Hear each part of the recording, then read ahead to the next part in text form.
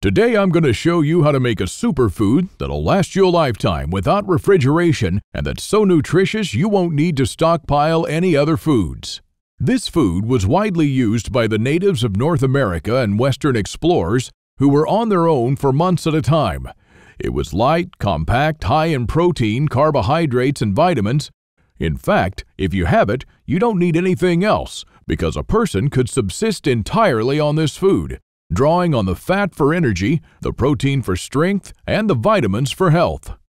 But before taking you by the hand and showing you this lost skill that even a 12-year-old can master following this video tutorial, I'd like to unearth a long-forgotten secret that helped our ancestors survive famines, wars, economic crises, diseases, droughts, and anything else life threw at them. A secret that will help you do the same for your loved ones when America crumbles into the ground.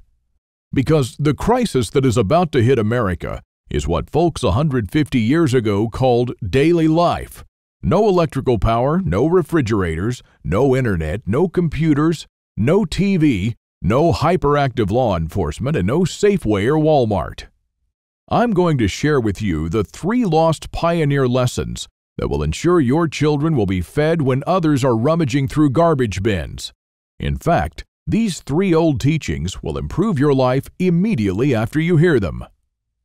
My name is Claude Davis, and I live with my wife and 2 children in a log cabin I built myself. It's not exactly the 5-star hotel that most Americans dream of, but for me, it's the 5 billion-star home that I've always wanted. We grow our own food, and I get to raise my kids close to nature.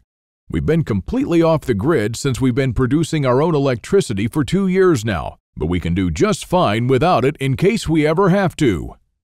I built a small root cellar where we keep our homemade canned foods, and with the help of God, we like to think that we're ready for whatever's going to happen in this country. But even though things are good now, that wasn't always the case. My story is emotionally heavy, with struggles and disappointments, but also with a faith in God and a strong will to survive that finally led to my being here. So pay close attention, because this video will change your life for the good. Lesson number 1. Don't take anything for granted.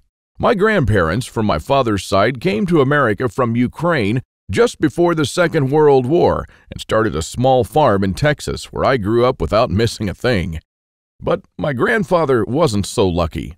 When he was only 12 and still in Ukraine, he survived one of the most horrific famines. Of the 100 families that lived on his street, only 20 survived. So what you're about to hear is a real recollection, as it was written in a personal journal just after the crisis by one of his neighbors. Where did all the bread disappear? I do not really know. Maybe they've taken it all abroad. The authorities have confiscated it, removed it from the villages, loaded grain into the railway coaches, and took it away someplace. They've searched the houses and taken away everything, to the smallest thing. All the vegetable gardens, all the cellars were raked out, and everything was taken away. It was so dreadful that every day became engraved in my memory. People were lying everywhere as dead flies. The stench was awful. Many of our neighbors and acquaintances from our street died. We tried to survive the best we could. We collected grass, goosefoot, burdocks, rotten potatoes, and made pancakes, soups from putrid beans or nettles, collected clay from the trees and ate it, ate sparrows, pigeons, cats, and dogs. When there were still cattle, it was eaten first, then the domestic animals. Some were eating their own children. I would never be able to eat my child. One of our neighbors came home when her husband, suffering from severe starvation, ate their own baby daughter. This woman went crazy. Another neighbor wrote a petition to the authorities, and here's just a paragraph from that. It said, "Please return the grain that you've confiscated from me. If you don't return it, I'll die. I'm 78 years old and I'm incapable of searching for food for myself." And of course, nobody cared. In a crisis, it's everyone for himself. Although in many cases, families did still remain families. But just after the winter, when there's absolutely nothing to eat, my grandfather, together with his mother, went to the nearest town where the government had established a soup kitchen. Unfortunately, the 25-mile journey was too much for his mother. After just 5 miles, she couldn't walk anymore. My grandfather noted in his journal, "Mother said save yourself, run to town." I turned back twice. I could not bear to leave my mother, but she begged and cried, and I finally went for good. Now, I don't know about you guys. I'm a father myself, and when I read these things, I burst into tears. Now, please allow me to take a wild guess here, without getting mad at me. Your life's not perfect, but at least you have a computer or a mobile device to watch this video on. Your fridge is probably half full, and while you have your problems, starvation is not one of them. And even though your job or retirement could be more enjoyable, you probably have enough money to at least get by. And that's great. But make no mistake taking this for granted. History has shown us many times that it can all fly away in a split second. The biggest misstep that you can take now is to think that this can never happen in America or to you. All that my grandfather and our ancestors who came here and formed America lived through would be in vain without lesson number 2. Those who cannot remember the past are condemned to repeat it. Now, call me old-fashioned, I don't care, but I completely believe in America and what our ancestors stood for. They all had a part in turning this land into one of the most powerful countries in the world. Many died and suffered before a creative mind found an ingenious solution to, maybe, a century-long problem. Now, believe it or not, our ancestors' skills are all covered in American blood. And this is why these must be fought for, protected, and handed on for them to do the same for our children and our children's children. But now, my friends, we're sitting on the edge of oblivion. Our fathers and grandfathers were probably the last generation to practice basic things like building a root cellar or making pemmican. Our ancestors laid the bricks and built the world's strongest foundation that we're about to irreversibly forget. And we're going to pay the ultimate price for this, because if you have a big, strong house with a weak foundation, it doesn't matter if it looks nice on the outside. The next flood will sweep it away. And that is exactly what will happen to most Americans in the coming crisis.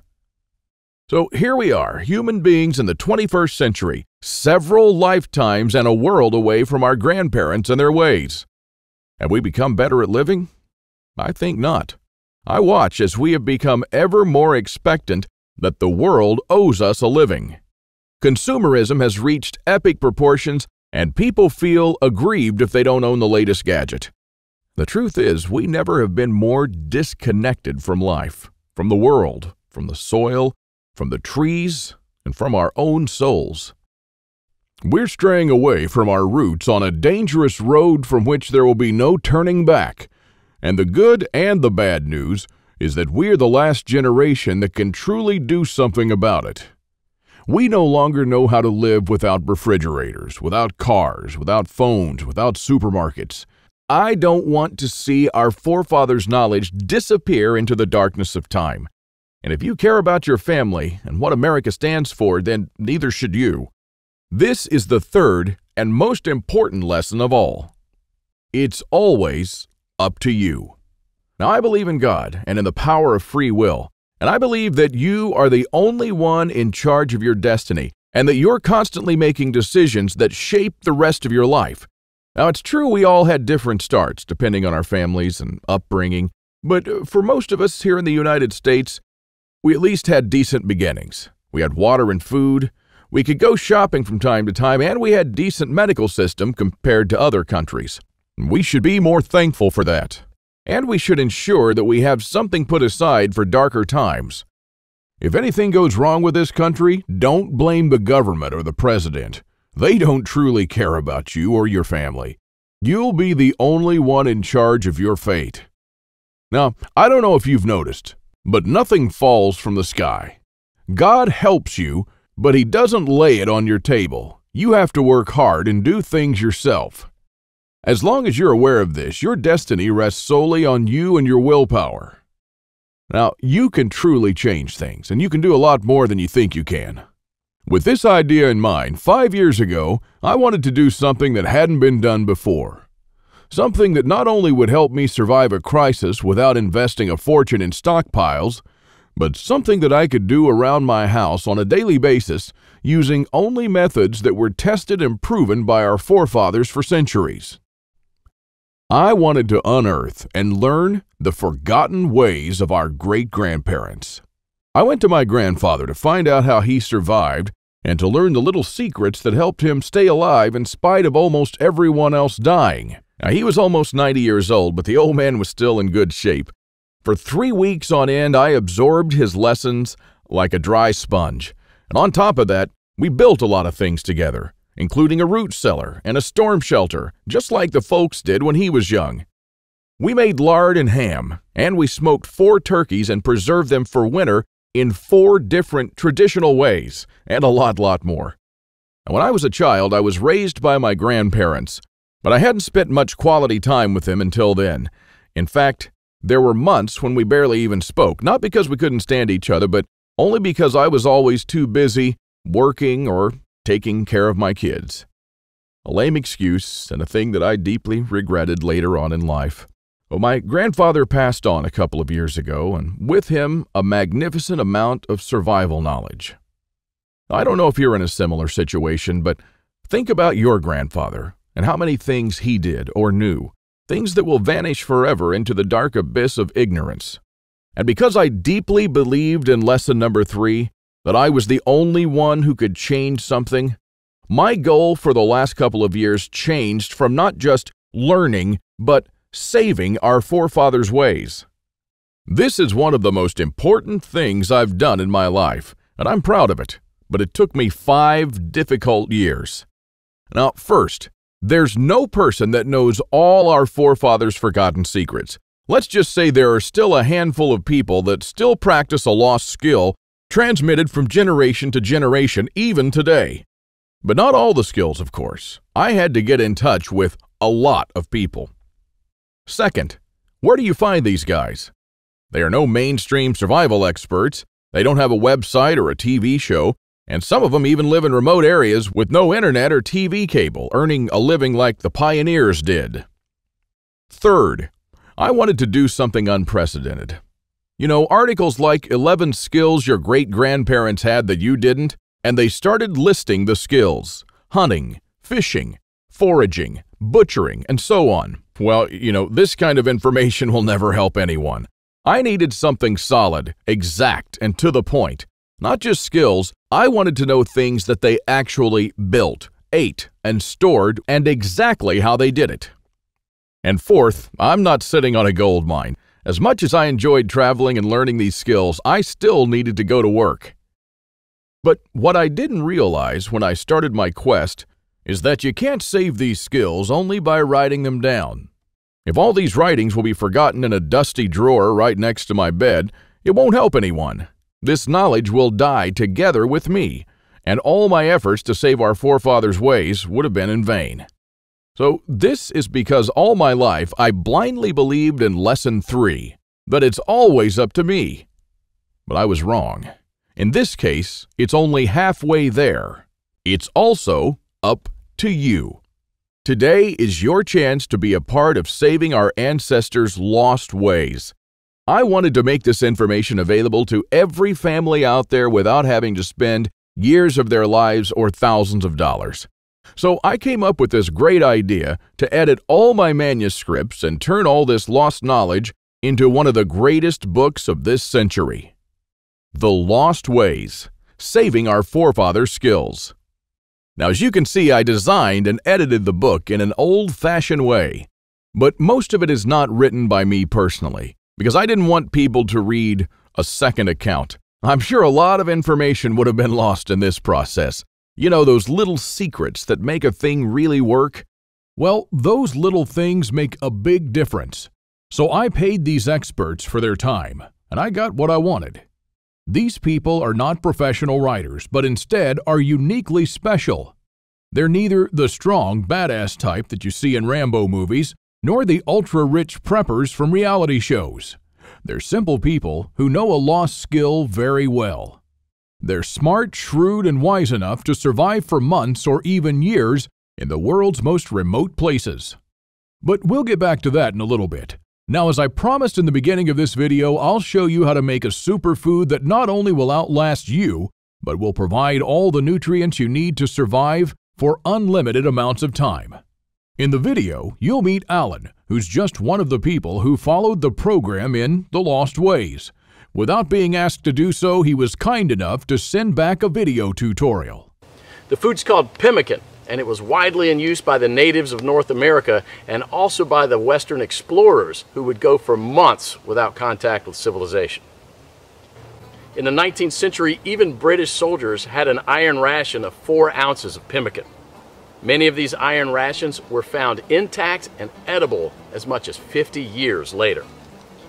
So let's just avert our gaze from modern survival thinking for a minute, and let's think about how the guys who explored the West 150 years ago did it. Now that's exactly the kind of stuff I found in this 350-page book called The Lost Ways.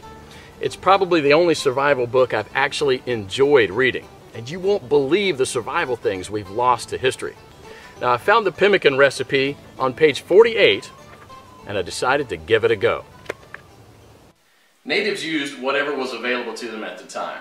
Bison, elk, moose, deer, but nowadays people just use what they can buy. You just need to remember to select a low-fat red meat, and beef is perfect for this. So you'll need 6 pounds of beef, 2 pounds of rendered beef tallow, and 1/3 cup of strawberries or blueberries. And that's it. Don't include nuts, seeds, vegetable oils, grains, beans, or dairy products of any kind. Now the first step is to dry the meat and blueberries. First you need to slice the meat very thin.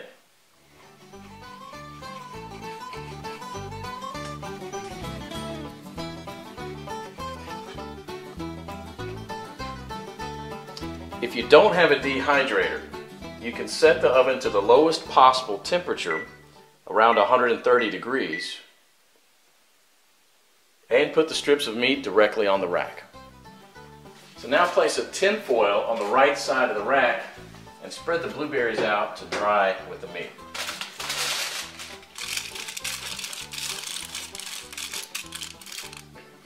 Place the rack back inside and crack the oven door to prevent moisture buildup. Let this dry for about 15 hours or until it's crispy. 150 years ago, people dried their meat by building a wooden pyramid over a small fire and hanging the meat slices on that. After 15 hours, this is what you should get. Toss it in the food processor until it becomes a powder. Do the same with the blueberries. In the old days, they grind it with a rock to crush it into a powder. For our next step, we need to cut the fat into small pieces about a 1/2 inch square.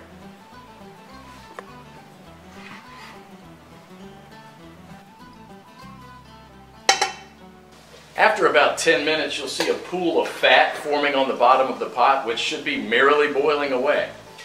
You can rest a little bit now and stir it maybe only every 5 minutes, just to keep things well mixed. After about an hour, the major boiling action will have stopped and there'll just be small bubbles rising from the fat.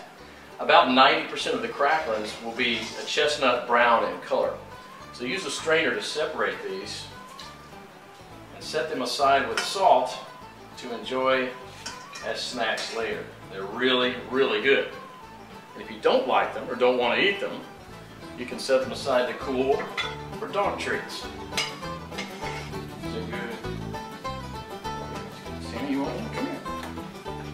We now have to weigh the amount of ground meat and the amount of rendered animal fat. We have to have the same quantities, so you'll probably have to remove some of the excess fat.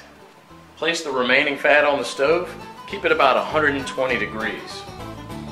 Mix the shredded meat into the melted fat and stir it until it's well blended. Then add the blueberries and mix it again. This is how it should look. The fat should be absorbed or coating the meat fibers. There should be very little or no liquid fat pooling in the bottom of the pot. Now, following the instructions from The Lost Ways, You can store it in Ziploc plastic bags and press flat, removing as much air as possible, and therefore preventing the fat from going rancid. This should keep the pemmican from spoiling for a few years without refrigeration. So let's do that. And here's what I got. Pemmican is the ultimate survival food, no matter if you want to bug out or bug in. 10 pounds of pemmican would supply food for 2 full weeks of camping activities at 3/4 of a pound per day, providing 2,200 calories. In survival mode, the same 10 pounds of pemmican would supply energy for almost a full month. This was just one awesome chapter in the Lost Ways, but you won't believe the survival skills we've lost to history. And Alan is right. This is just one small chapter. Want to discover more? Here's a glimpse of what you'll find in the Lost Ways. From Ruff Simmons, an Old West history expert and former deputy, you'll learn the techniques and methods used by the wise sheriffs from the frontiers to defend an entire village, despite being outnumbered and outgunned by gangs of robbers and bandits, and how you can use their wisdom to defend your home against looters when you'll be surrounded. Native American Eric Bainbridge, who took part in the reconstruction of the native village of Cooloklo in California, will show you how Native Americans build the subterranean roundhouse, an underground house that today will serve you as a storm shelter, a perfectly camouflaged hideout, or a bunker. It can easily shelter 3 to 4 families, so how will you feel if, when all hell breaks loose, you'll be able to call all your loved ones and offer them guidance and shelter? Besides that, the subterranean roundhouse makes an awesome root cellar where you can keep all your food and water reserves year-round. From Shannon Azares, you'll learn how sailors from the 17th century preserved water in their ships for months on end, even years, and how you can use this method to preserve clean water for your family cost-free. Mike Searson, who's a firearm and an Old West history expert, will show you what to do when there is no more ammo to be had, how people who wandered the West managed to hunt 8 deer with 6 bullets, and why their supply of ammo never ran out. Remember the panic buying in the first half of 2013? Well, that was nothing compared to what's going to precede the collapse. From Susan Morrow, an ex-science teacher and chemist, you'll master the art of poultice. She says, if you really explore the ingredients from which our forefathers made poultices, you'll be totally surprised by the similarities with modern medicines. Well, how would you feel in a crisis to be the only one from the group knowledgeable about this lost skill? When there are no more antibiotics, people will run to you to save their ill children's lives. If you liked our video tutorial on how to make pemmican, then you'll love this. I'll show you how to make another superfood that our troops were using in the Revolutionary War, which even George Washington ate on several occasions. This food never goes bad, and I'm not talking about honey or vinegar. I'm talking about real food. And the awesome part is that you can make this food in just 10 minutes, and I'm pretty sure that you already have the ingredients in your house right now. Now really, this is all just a peek. The Lost Ways is a far-reaching book with chapters ranging from simple things like making tasty bark bread, like people did when there was no food, to building a traditional backyard smokehouse, and many, many, many more. And here's what Alex Deacon, the owner of Survivopedia.com and MyFamilySurvivalPlan.com, wrote on his website.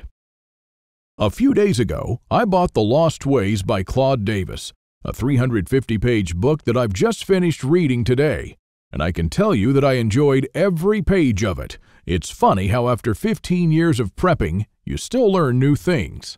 Of course, the ideas were new to me and probably for most of us, but these things are actually very old. But Claude Davis got it right. The SHTF we all prep for is what folks 150 years ago called daily life. And believe it or not, this is not all. If you get The Lost Ways right now, you'll also receive 3 exclusive reports that will be off the table soon. There's an old saying that our great-grandparents used to know.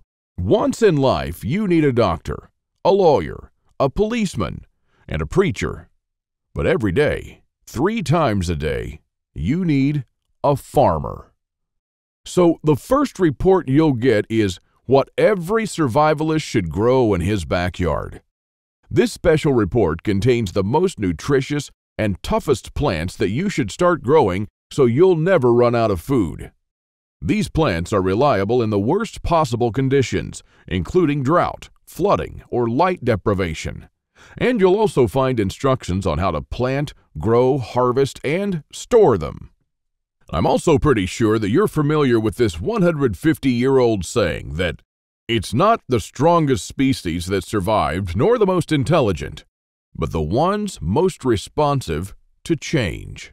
So the second bonus you'll get is how to outlive an EMP, the early pioneer way, which is a day-by-day guide that shows you what to do after an EMP every day for 30 days using the lost ways. Think about it this way. If an EMP had struck in the late 1800s, nobody would have noticed it. Our great-grandparents didn't even know what an EMP was, nor did they know what modern technology was. But they surely lived, survived, and prospered without it. Now things are a little bit different, and because this event can happen all of a sudden with no warning whatsoever, it might be difficult for even the smartest minds to know what to do from the moment the running water stops and your food spoils to the moment when looters come knocking at your door. So in this report, you'll learn the 10 things that you should do on day 1, what you should make on day 2, what you definitely need to turn to on day 3, and so on until day 30, when you'll be absolutely 100% self-sufficient, protected, and able to help others if you want to. Unless you're living in a bunker full of stockpiles, doing these things in the wrong order may literally mean death. Now, I'll show you what to do every day so you'll never run out of water, food, or heat, and then what to do or build to improve things day by day. Another old saying people used to say is, for every minute you spend organizing, an hour is earned. So the third report you'll get is a step-by-step guide to building your own can rotation system that can hold at least 700 cans of different sizes. You'll never have to look at 50 cans for expiration dates, and you'll never need to throw away cans again because they've spoiled. A can rotator is not only a time saver but also a money saver. As you can see in this video, the mechanism is very simple.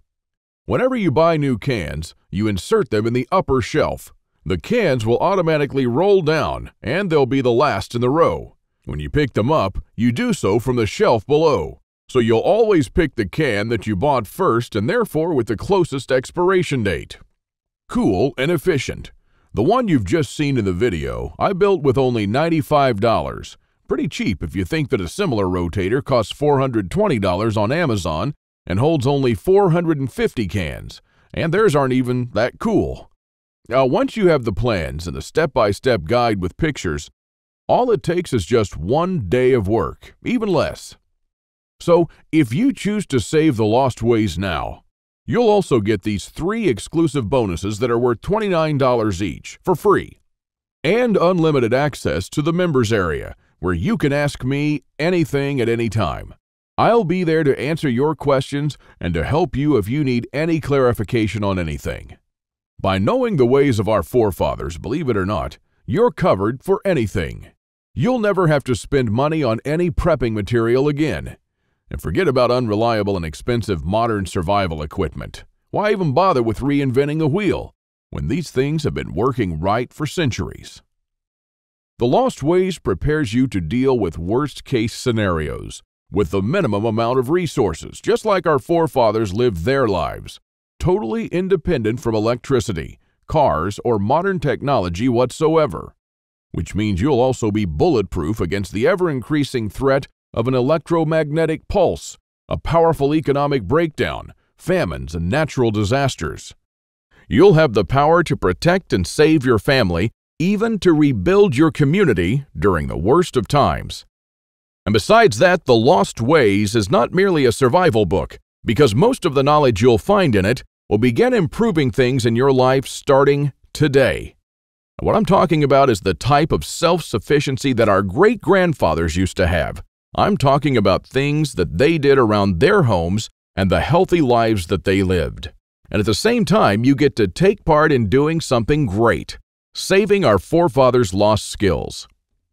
Now, I consider that I've done my part, the hardest and costliest part, if I may say so. All you need to do is to make sure that you hand this knowledge over when it's time to, and take full advantage of it until then.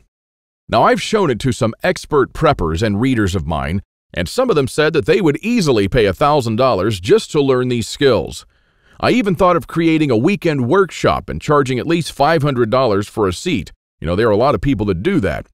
But I realized that this would be wrong because only a handful of people will actually learn the lost ways. And while my main focus is not to get rich, but to save these skills by spreading this knowledge to other people just like me. Now, remember when a man's word was his bond? When you made an agreement and you just shook on it? Well, frankly, I'd like to do things the old-fashioned way here, on a handshake. So today, you can just shake my hand and seal the deal for a price that anyone can afford. While this video is still up, you can get The Lost Ways plus the 3 bonuses for a one-time special offer of just $37. But the only way to get it is to click the Add to Cart button below now. The way I see it, you have 3 options here. You can hope that things will get better and that a crisis will never strike America. And I'm hoping the same thing, by the way. But my grandfather taught me better. He taught me, as I've told you, to never take anything for granted. Doesn't it seem better to have these skills and never need to use them than to not have them and one day really need one of them? You can also start spending money and valuable time searching for guys who still know a lost thing or two by going through months of research and lots of traveling. And although it might sound nice in the beginning, these expeditions will take a huge toll on your bank accounts. I've spent 5 years gathering and rounding up this lost knowledge, and I must say that there were lots of times when I just wanted to give up. Or you could save the lost ways without going through any of this. I've already done the hard part. This lost knowledge has already been packed and is readily available to serve you and your children from now till the end of time. And there's nothing like this anywhere else. So if you want to literally save the lost ways and to know that your family is secure, to have warmth, food, water, and all the other things they need, even in the worst possible times, this is the only place where you can get it, and you are the only one that can really do something about it. When there's no more electricity and when your neighbors are forced to cook all the meat that they have in their fridges, you'll know the secrets to store it so your family won't starve next week. Heck, in fact, even now, yes, right now, if you get The Lost Ways, go to page 39 and start making one of the super nutritious foods that can last a few years without refrigeration.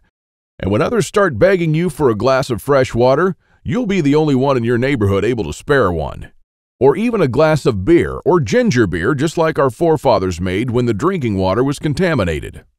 Go to page 301 and start building your own old-style backyard smokehouse to preserve your own meat, sausages, and fish using your own spices.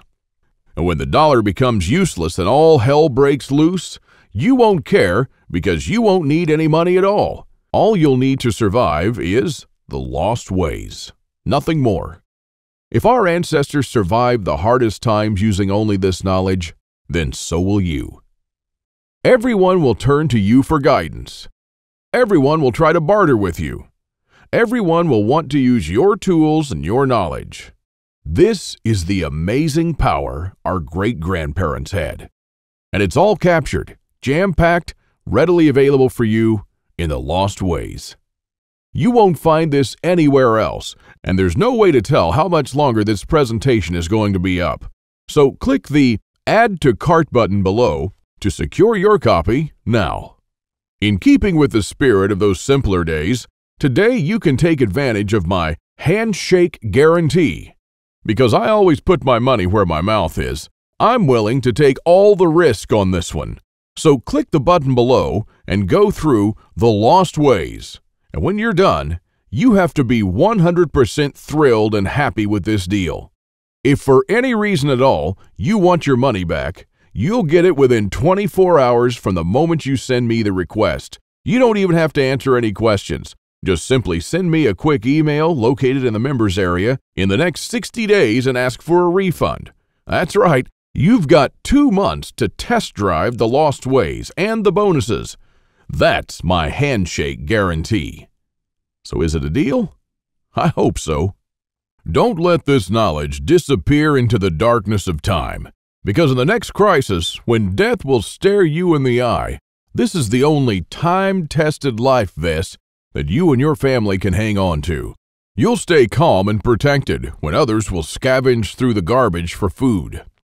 My guess is that you haven't experienced a long-time hunger, but you are probably familiar with the feeling of skipping a couple of meals. Not a very pleasant experience. We're not used to thinking about what to eat or how to procure food for our children. Again, don't take anything for granted just because we're living in good times now. Our grandfathers and great-grandfathers were the last generation to practice the basic things that we call survival skills today. Why try to reinvent what they did, and did very well, for centuries? There are only a few moments in life when you can really do something big, and this is one of them. Our grandparents didn't pass these skills on to us in our bloodstream, and neither will you to your children or your nephews. So, take advantage of this video while it's still up and save the lost ways by clicking on the button below. You are the only one that can change something. Are you ready to turn back the clocks to the 1800s for up to 3 years? Because this is what will happen after the next SHTF event. One of my readers, James, replied to this question. Thanks for the book, Claude. I've been looking for something like this for years, and yes, I do believe that some of us are ready to turn back the clock now. Thanks to you, I can truly say that I'm at least one step closer. I can't believe how many things we've lost along the way. This book was an eye-opener for me, and I must admit that there were a lot of things that I was doing or thinking in a totally wrongful way. The brilliance of your book is that it offers a proven way to achieve self-sufficiency without investing any money. Heads up for this book. This is by far the best survival advice I've read so far. And I just can't stop building stuff. James. I received this email and it made my day. Now again, here's my handshake deal to you. You'll get The Lost Ways, plus what every survivalist should grow in his backyard, How to Outlive an EMP the Early Pioneer Way, and a step-by-step guide to building your own can rotation system. While you'll also take advantage of my full handshake money-back guarantee for 60 days and unlimited email access where you'll get to ask me whatever you want. Not for $124, but for only $37. This deal just simply can't get any better than this. Thank you for watching this video, and I hope that we'll meet on my secure encrypted checkout page. Now, once you've entered your info and submitted that, you'll have immediate access to The Lost Ways and the bonuses. Click on the button below to secure your spot while this presentation is still up.